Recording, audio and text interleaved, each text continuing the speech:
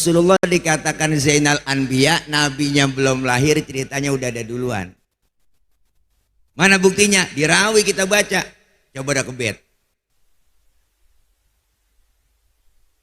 An Atha ibni Yasar an Ka'bil Ahbar qala 'allamani abi Taurata illa sifron wahidan kana yakhtimuhu wa yudkhiluhu sunduk walamma mata abi fatahtuhu wa idza fihi nabiyyun yakhruju akhir zaman mauliduhu bi Makkah wa hijratuhu bil Madinah wa sultanuhu Bisyam. Ada kan di Rawi? Di Diba ada, Bu. Dulu sebelum Nabi lahir ada yang namanya Yasar. Yasar ini ahli Taurat, kitab Taurat dihafal semua. Diajarkan kepada anaknya yang namanya si Ato. Kalau bahasa kita begini, Tok, pelajarin di kitab Taurat ya, sampai khatam total. Illa sifron wahidan, kecuali yang selembar. Yang selembar lu jangan pelajarin. Apain? Wa yudkhilu sunduk, masukin ke dalam kotak rapat. Anak dulu dengar kata. Kalau kata bapaknya simpen lah, bocah dulu menurut kok. Kita dipelototin sama orang tua nih, lah nunduk. Bocah sekarang, wah. Jangan kita pelototin, kita omelin, tenggorokan bapaknya jelongok. Ngapa lu tuh bocah sekarang. Bu, kata bapaknya simpen, ya simpen. Falamma mata abi fatahtu, ketika bapaknya meninggal, Yasar meninggal dunia, kotak dibuka, po. Ternyata yang selembar itu dalam kitab Taurat tertulis bakal datang satu zaman nanti seorang pemimpin besar, lahirnya di kota Makkah, hijrahnya ke kota Madinah. Jauh sebelum Nabi lahir, cerita sama kenyataan sama. Kagak meleset acan-acan dah. Prediksinya tepat, kagak meleset. Cerita sama kenyataan sama. Memang kita kadang-kadang prediksi kita meleset mulu. Ada bapak-bapak yang ngagul aja, bininya bunting 9 bulan, ngagul aja. Lu lihat ini bini gua, entah kalau lahiran anak gua pasti keluar putih bersih dah. Emak bapaknya putih, pas keluar lutung. Wah, jauh prediksinya. Lu lihat ini, ntar gua nih, ya kan po, ya kan. Akhirnya lain lagi ujungnya. Maka Nabi cerita sama kenyataan sama. Ini yang kita peringati, Zainal Anbiya, Bu. Yang kedua, kenapa Rasul dikatakan Zainal Anbiya? Di mana-mana musuh nggak demen sama kita, po. Tapi Rasulullah musuhnya demen. Siapa musuh kita? Setan, jin, belis. Ini musuh kita nih dia. Dulu sebelum Nabi lahir, po, ada yang namanya Suad bin Qorib. Ini Suad bin Qorib demen banget ngumpulin jin. Jinnya banyak banget dah. Kalau sekarang pemburu hantu kali ya, udah apa masih ada? Bohong-bohongin sama pemburu hantu, nangkep jin di botol, dia tekap kencang banget. Temennya yang dua belakang dorong-dorong, iya, lah udah ditekap masih didorong aja. Suad bin Qorib jinnya banyak. 3 hari sebelum Nabi lahir jinnya selawatan. Kaget Suad bin Qorib, waduh jin gue stres ini. Siapa yang diselawatin orangnya belum lahir. Nabi mau lahir aja jin pada selawatan. Makanya kalau ada orang kagak demen selawatan, gak demen muludan, itu orang manusia lebih jelek daripada jin. Mana gerandong, genderuwo, bobogi, kuntilanak tuh sandul bolong, rombongan dia, po. Makanya yang dibaca selawat tadi Habib Nabil udah ngajarin kita, selawat. Nih masuk bulan Maulid, masjid, musola, majelis taklim, instansi pemerintahan, pasar-pasar, semuanya pada bikin Maulid. Wah, syiar Islam luar biasa. Solawat digaungkan sampai status WA isinya selawat semuanya, po. Tukang dagang nyetel MP3 selawatan sore-sore, sampai tukang tahu bulat masuk kampung gang-gang lagunya juga ganti pakai lagu solawat. Tahu bulat digoreng dadakan 500-an anget-anget. Tahu bulat semuanya digoreng 5 anget. Kali lagi tahu digoreng 500 anget pakai sholawat qul ya azim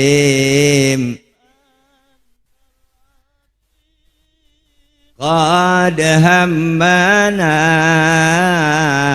hammun azim wa kullu hammin ya hunu bismika ya azim. Adem po. Itu tukang tahu bulat langsung diberhentiin sama nenek-nenek. Yang nggak biasa doyan tahu aja beli, enak juga tong lu jualan pakai lagu selawat. Gue beli dah, tau sendiri kan nenek-nenek udah pada metik kan, giginya nggak ada. Metik nggak ada giginya, kalau metik kan nggak pakai gigi.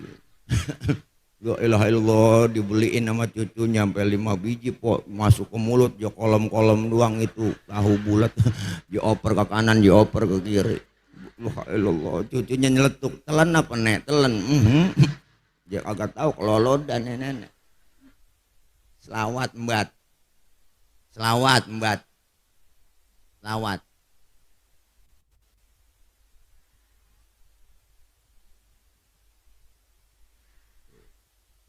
Yang ketiga, kenapa Rasulullah dikatakan Zainal Anbiya? Ibu, waktu Allah mau nyiptain Nabi Adam, malaikat pada protes. Malaikat demo sama Allah. Malaikat demo. Untung gak ada yang kelindes.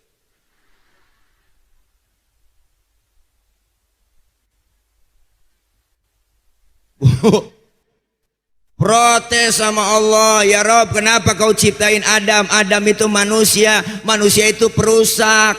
Malaikat so tahu banget bang, orangnya belum dibikin dibilang perusak, so tahu dia. Tapi ketika Allah ciptakan nur Nabi kita Muhammad, malaikat heran, malaikat sampai kagum, malaikat bertanya, kila huwa Adam, ya Rob, inikah yang disebut Nabi Adam yang nurnya kau ciptakan? Kata Allah, bukan. Justru Nabi Adam, Allah bilang Adamu uniluhu a'lal maratib, Adam aku letakkan di urutan yang paling atas. Malaikat kepo nanya lagi, kalau bukan Nabi Adam kila huwa Nuh, apakah ini yang disebut Nabi Nuh? Bukan nurnya Nabi Nuh. Justru Nabi Nuh perahunya enggak tenggelam, kapalnya kagak kelebu, karena di dalam tubuh Nabi Nuh terdapat nur Nabi kita Muhammad. Makanya kalau kita kampung nggak pengen kelebu, nggak kebanjiran, amalin amalan Nabi Nuh po. Apa amalan Nabi Nuh? Di antaranya nih, idza da'athul miskina ajaba, kalau diundang sama orang miskin buru-buru datang. Kadang-kadang pada terbalik masih di kampung. Gini orang kaya yang undang teragak-ragak. Banyak kan di kampung begitu po. Orang kaya mati, itu ustadz mimpin tahlil nggak kelar-kelar sampai 1000 dibaca dua. Lah makannya enak-enak. Giliran yang miskin mati, tahlilan 30 biji kelar aja baca. Udah ya. Ya tahu biasanya kuntet. Paling dalamnya ayat rem negeri sama bihun ya kata gitu lagi. Ya Allah. Kadang-kadang orang miskin sian buat dihina mulu kita po. Dikasih sumbangan raskin. Terus singkatan beras orang miskin. Jangan pakai ngomong raskin apa? Enggak enak dengernya ya. Ganti istilahnya apa gitu. Orang kaya makan raskin itu gak pantas. Dia mah berasnya beda dong, raskai. Ya kan. Gila. Bagi anggota DPR memang 12 juta buat beras doang. Enak banget ya, tunjangannya 12 juta, sehari 3 juta, sebulan 100 juta. Enak banget kemana jalan-jalan. Yo, kita yang rakyat yang susah bayar pajak mulu buat dia najong buat amit-amit dah. Ya kan. Memang kenyataan.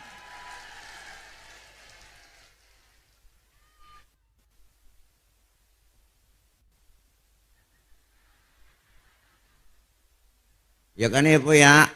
Iyalah, kemarin tanggal 25 Agustus tuh demo bener murni. Supaya apa? Tunjangan turunin semuanya. Kesenjangan terjadi antara rakyat dengan wakilnya. Tuh bener 25 sama demo kemarin. Bener po. Kenapa lagi demo lu nggak temuin? Harus temuin, ajak ngomong, duduk bareng kan enak. Karena nggak direspon, akhirnya berkelanjut tuh demo. Akhirnya tanggal 28, 29 semuanya mari. Akhirnya ditunggangin demo kita udah nggak murni lagi. Kalau demo yang murni mah nggak mungkin bakar-bakar polsek, benar? Iya, nah, mohon maaf Pak Polisi. Loh, kemarin kita minta tolong sama polisi, amanin ya, amanin. Sekarang polisi pada minta tolong apa? Tuh, tolongin, amanin, jagain. Wah.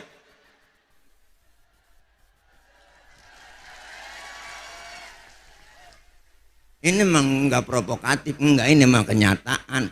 Lah saya ditelepon sama Kapolsek, telepon semua polsek, dong tokoh-tokoh agama, terus tokoh-tokoh masyarakat semua kumpul di polsek sini, kita jagain polsek kita masing mau diserbu lah kita jagain lah. Ya kan sayang sama polisi ya kan, ya enggak. Iyalah.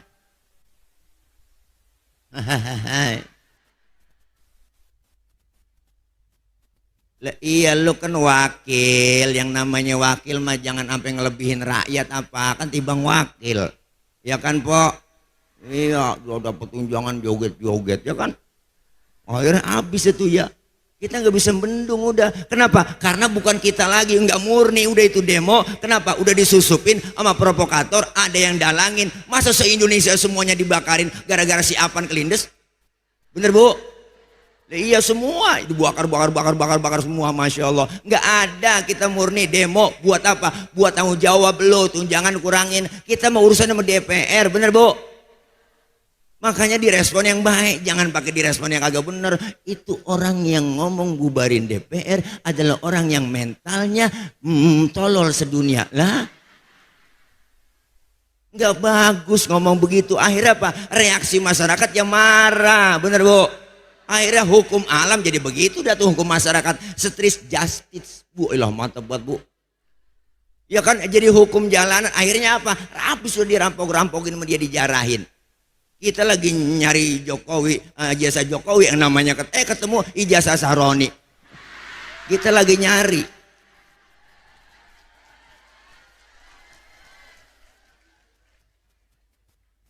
Ini kalau ceramah lapar emang begini gue mau po. Gue sih apaan aja gue kata udah namanya lapar. Nah, orang lapar suruh ceramah begini acak-acakan jadinya. Nih dari mana tuh, nyampe kemana tadi tuh, ada kemari-mari. Bu ya ilaha illallah.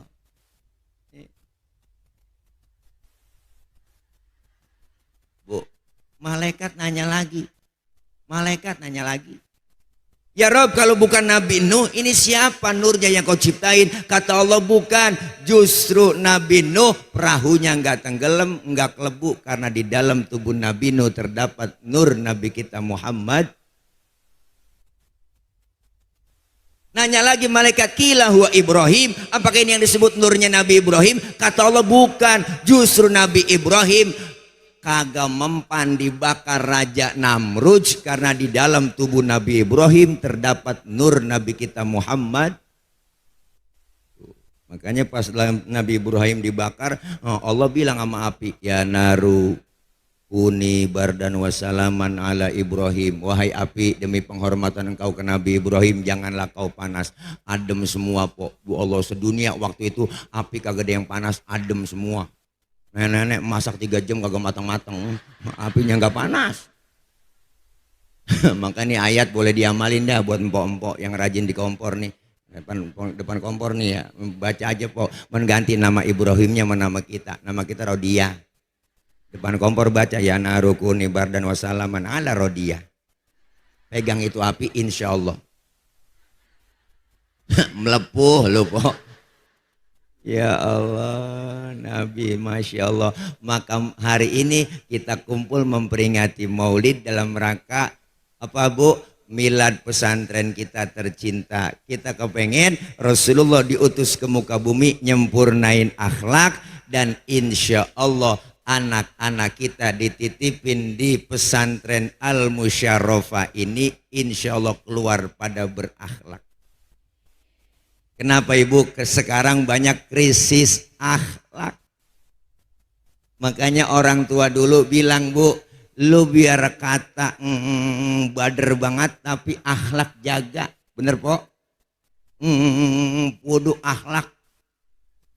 Sekarang pendidikan kita, kurikulum kita hanya berorientasi pada pengisian otak. Anak kita otaknya diisi doang, ilmunya fisika, matematika, komputer, internet, tapi akidahnya kosong, agamanya dangkal.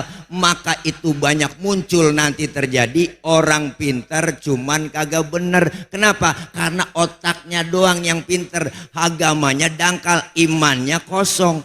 Itu yang pada pakai rompi oren, emang orang pada geblek gitu sih. Orang pintar po yang pada diborgol, yang keluar dari gedung merah putih, ya kan itu kan S1, S2, S3, S getok, S teler dia punya semuanya. Karena kebanyakan S jadi beku. Anak kita pengen cerdas, pinter, jadi anak yang soleh, agamanya kuat. Mana? Dasari dengan ilmu agama. Pesantren salah satunya. Ini wadah anak kita mencetak generasi penerus yang berakhlakul karimah. Almarhum wal magfurlah Bapak B.J. Habibie pernah bilang, apa kata beliau? Anak kita otaknya boleh Jerman tapi hatinya tetap Mekah. Artinya agamanya mantap. Maka anak-anak kita yang di pesantren ini, Al Musyarafah ini, jangan kecil hati bu, jangan pakai pesimis. Anak gua keluar pesantren terjadi apaan? Jadi orang, nggak mungkin jadi kebo. Di sini pondok pesantren guru kita Kiai Nawawi, ibu, ini semuanya santri gratis kok, nggak bayar. Siapa yang bayar? Emak bapaknya dong. Masa anak sekolah juga belajar juga bayaran juga. Bener bu. Ini mencetak anak-anak kita jadi anak yang berakhlak. Insya Allah berkah. Karena saya titip sama emak sama bapak. Karena madrasatul ula, ibu dan bapaknya, terutama emak lebih dekat sama anak. Yang lebih sayang sama anak emak. Bapak-bapak kurang telaten ngurusin anak. Bener cing, survei membuktikan. Punya anak kecil tengah malam nangis, yang bangun siapa? Bapak-bapak mah kagak bangun. Bapaknya dengar bocah nangis, siapa nangis bocah itu? Gue injak bapak, kurang telaten ngurusin anak. Emak lagi enak-enak makan nih, anak nangis, dia tinggal makanannya, dia lihat ya Allah anak gua, dia cebokin dulu sama dia, habis dia cebokin dia lanjutin makannya, nggak pakai cuci tangan lagi udah, emak tuh, bener, kelupaan udah, anak sakit emak pakai ngomong, neng, jangan lu apa yang sakit, biar emak yang sakit. Emak tuh biar kata makanan ada di mulut bahaya, kalau buat anak diambil. Sayang, makanya kita kalau lagi meriang nih, lagi sakit, panas dingin, enak banget kok ngerintih nyebut emak, emaknya, enak, jarang nyebut baba, jangan. Ya Allah, Masya Allah, emak lebih dekat sama anak. Satu emak bisa ngerawat 10 orang anak belum tentu bisa ngerawat satu orang emak. Berapa banyak ibu, bener bu, berapa banyak anak pada berhasil, emaknya lupa diurusin, dioper-oper tuh emak. Emak ngikutin abang ono aja emak, yang ada emak kesana aja mampu ono, ya Allah emak dioper-oper. Satu emak bisa ngerawat 10 orang anak. Bapak kita juga hebat lah, satu bapak bisa ngerawat 4 emak.